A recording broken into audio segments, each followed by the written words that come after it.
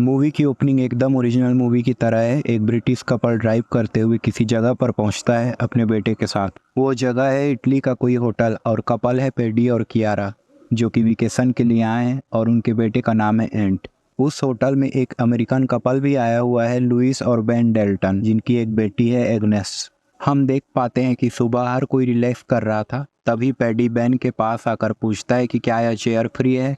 अब वैसे तो चेयर एग्नेस की थी, फिर भी अच्छा जेस्चर दिखाते हुए बेन ने दे दी। दिन में डेल्टन्स मार्केट में घूम रहे थे, तभी एग्नेस देखती है कि उसका टॉय बनी हापी खो चुका है। ये लुइस बेन को हापी को ढूंढ के लाने के लिए बोलती है।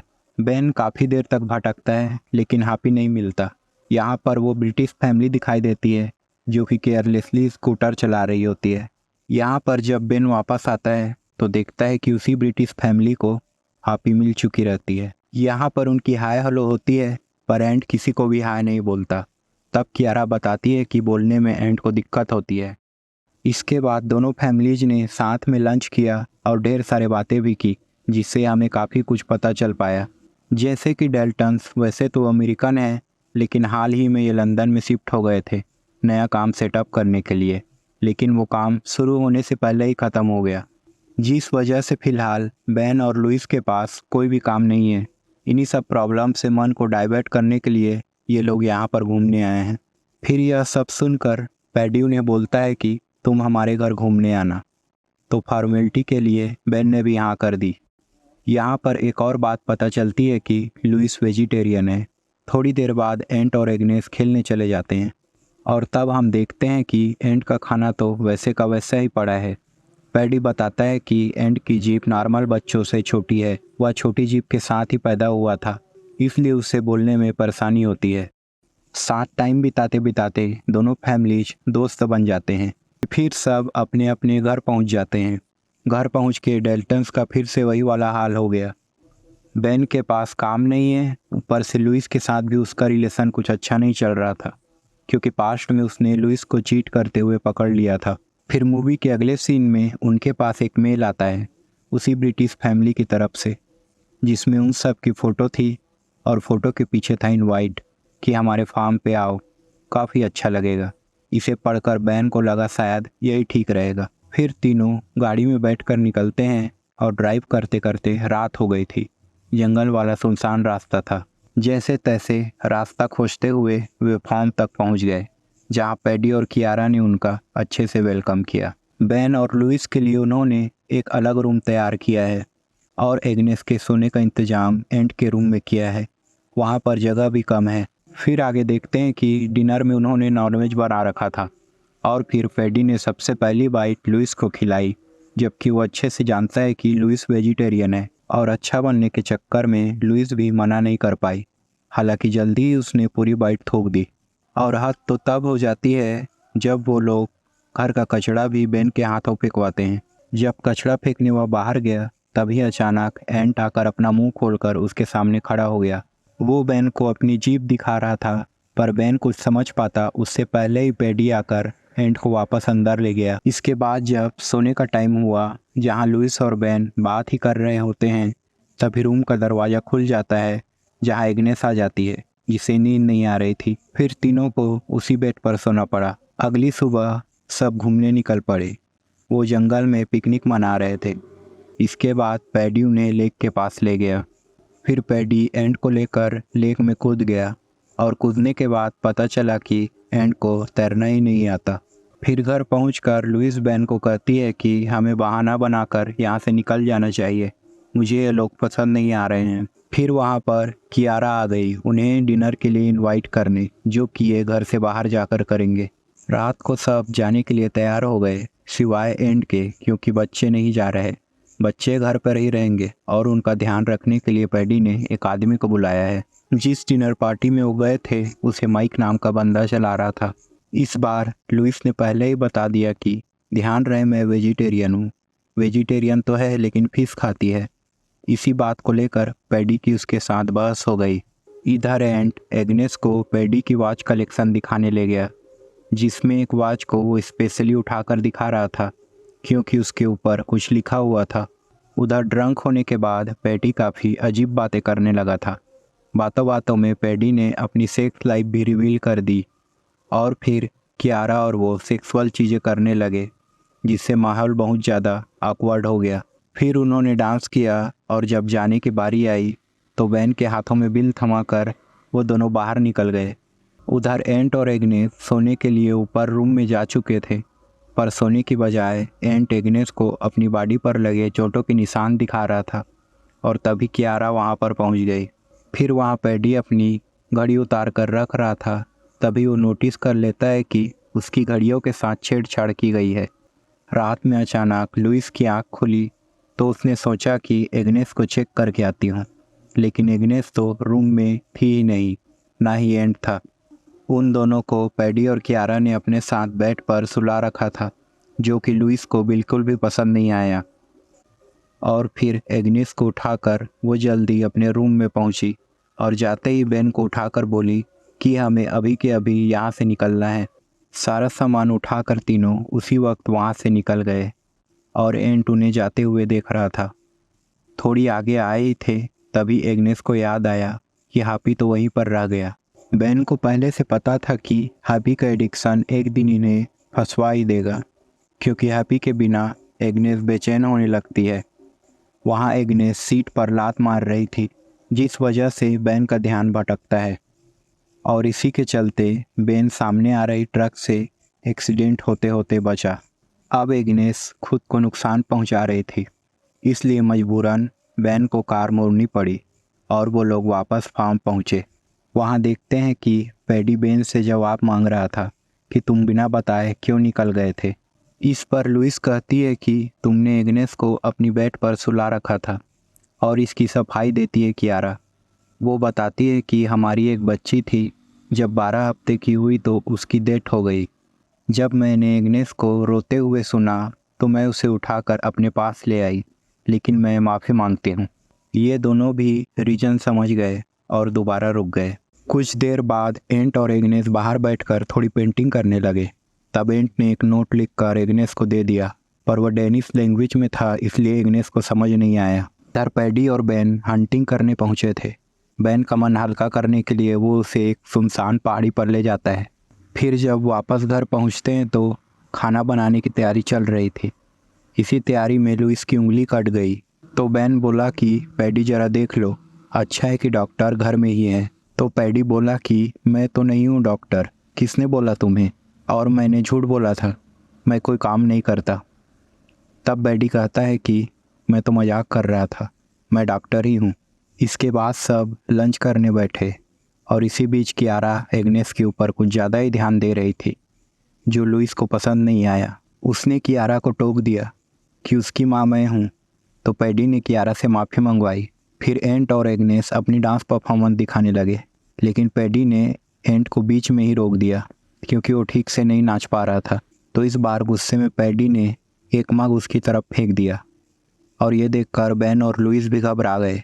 वो बोले कि एंट के साथ ऐसा बर्ताव क्यों कर रहे हो, बच्चा ही तो है। पैडी बोलता है कि अब तुम हमारे बच्चे की चिंता क्यों कर रहे हो, जब कियारा कर रही थी तो तुम्हें बुरा लग रहा था। फिर पैडी ने चिल्लाकर उसे अंदर भेज दिया।